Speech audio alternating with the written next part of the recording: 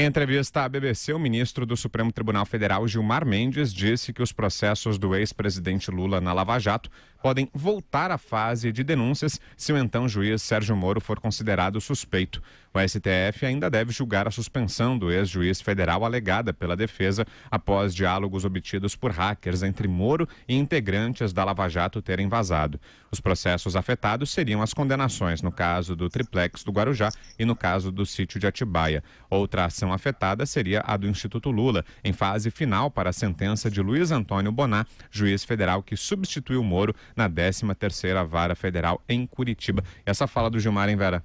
Ai. Esse não é um entendimento nem de quem advoga de alguma maneira que os processos voltem, né?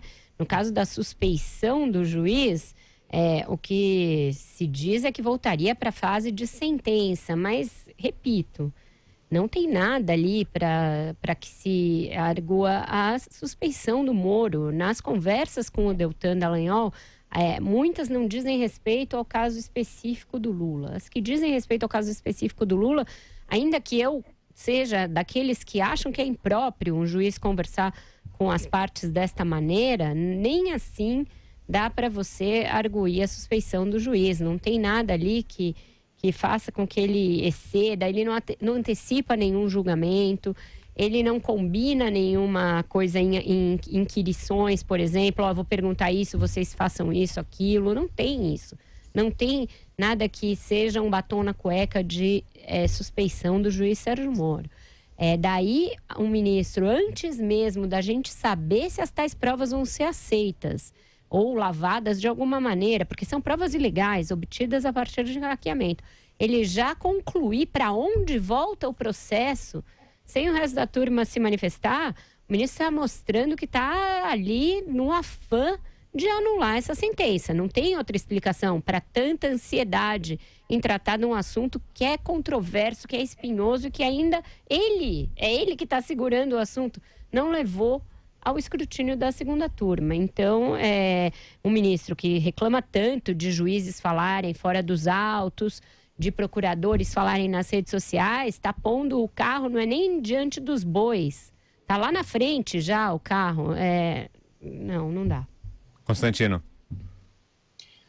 É uma frase irresponsável de um ministro que consegue fazer o Toffoli ou o Lewandowski parecerem às vezes razoáveis ali dentro do STF. Se eu falar tudo que eu penso da conduta do Gilmar Mendes no STF, eu vou preso. Ainda mais com esse inquérito aí que o Toffoli abriu arbitrário e inconstitucional.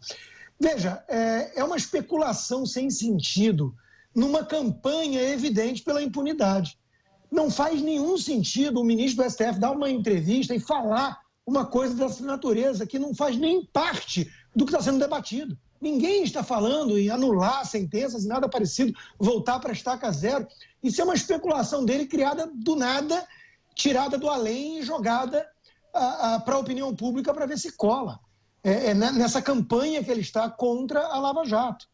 Já passou de todos os limites aceitáveis a postura do Gilmar Mendes. É o garantista mais exótico que existe no mundo.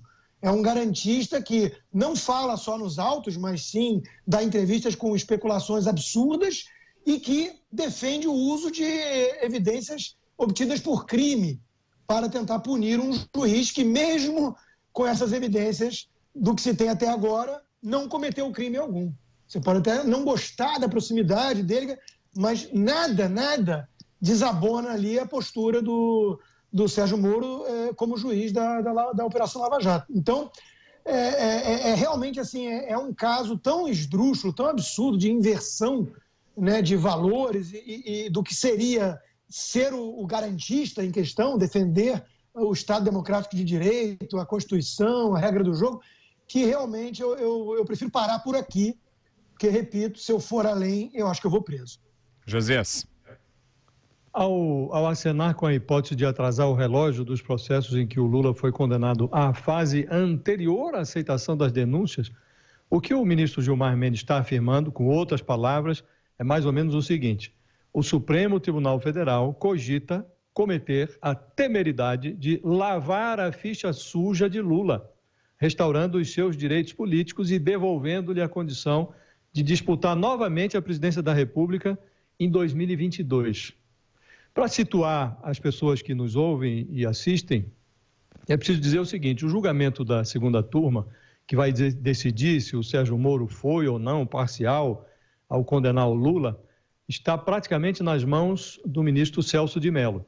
A previsão no Supremo, e é com essa previsão que trabalha o Gilmar Mendes, é de que ele, Gilmar e o Ricardo Lewandowski votarão a favor do Lula, a Carmen Lúcia e o Edson Fachin já votaram contra, e o mais provável é que renovem esse voto contrário, e entre os ministros ali que fazem a defesa do Lula, há uma sensação de que o Celso de Mello, em função das mensagens que foram vazadas, poderia votar a favor do Lula. E aí, se isso ocorre, o caso do triplex é anulado e, pelo que diz o Gilmar Mendes, sobe o telhado também os casos do Instituto Lula e o caso do sítio. Do Instituto Lula está prestes a ser julgado pelo juiz que substituiu o Sérgio Moro, lá na 13ª Vara de Curitiba, e o caso do sítio está aguardando a manifestação já na segunda instância. Seria uma nova sentença que justificaria a prisão do Lula se o Supremo não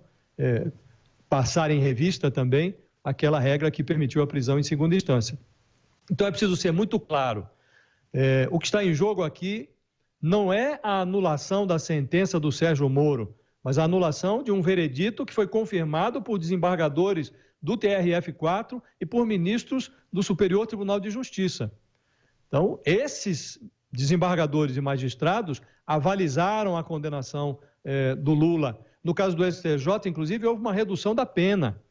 O pretexto para a anulação são mensagens que foram roubadas de celulares e que contêm diálogos inadequados, mas não há nenhuma evidência de fabricação de prova ou de mutretagem para condenar inadequadamente um réu. E nós estamos falando também de um personagem, que é o Lula, que, abstraindo as condenações, que agora se cogita anular, é preciso lembrar que foi com o beneplácito do Lula que o PT se tornou uma máquina coletora de propinas e transformou o Brasil nessa cleptocracia que nos humilha, inclusive fora do país. Foi com o apoio de Lula que a Dilma mergulhou o país na maior recessão da sua história e nós estamos pagando o preço até agora. É esse personagem que o Supremo deseja reabilitar, lavando-lhe a ficha e permitindo que seja candidato novamente em 2022.